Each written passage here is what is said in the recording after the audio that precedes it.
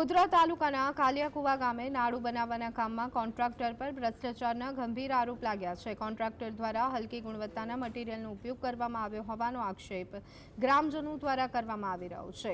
કાલિયાકુવા ગામમાં 1 કરોડના ખર્ચે ડામરનો રોડ અને નાળું બનાવવામાં આવી રહ્યું છે, પરંતુ નાળાની કામગીરીમાં કોન્ટ્રાક્ટર દ્વારા હલકી ગુણવત્તાવાળું મટીરીયલ વાપરવામાં આવતો હોવાનો આરોપ ગામના લોકો અને સરપંચના પતિ દ્વારા કરવામાં આવ્યો છે। ત્યારે તંત્રના અધિકારીઓ દ્વારા ગામમાં બનાવવામાં આવેલા ડામરના રોડ અને નાળાની કામગીરીની તપાસ કરી અને કોન્ટ્રાક્ટર સામે યોગ્ય કાર્યવાહી કરવા ગ્રામજનો અને સરપંચના પતિ દ્વારા માંગ કરવામાં આવી છે।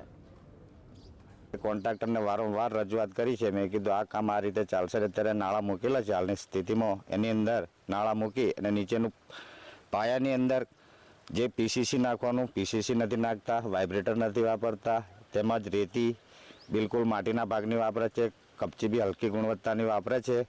અમારો વર્ષો પુરાણો આ જે નાળું બને છે જેની કામ સારી ગુણવત્તાનું અને 1 નંબરનું થવું જોઈએ। મેં વારંવાર આક્ષેપ કર્યા છે, ત્યારે કોન્ટ્રાક્ટર એવું કહે છે કે અમારા એસ્ટિમેટમાં આ છે નહીં અને આ માટીથી જ ભરવાનું છે અને માટી જ ભરીશું, એવી એમની રજૂઆત છે।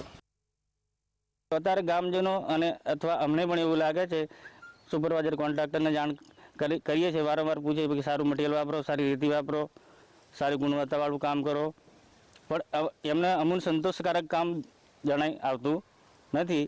આ બાબત છે, એટલે અમારે આ વર્ષો માટેનો એક પ્રશ્ન ઊભો હતો, એ સોલ્વ થઈ રહ્યો હોય તો સારું કામ થાય એવી અમારી એક અરજ છે।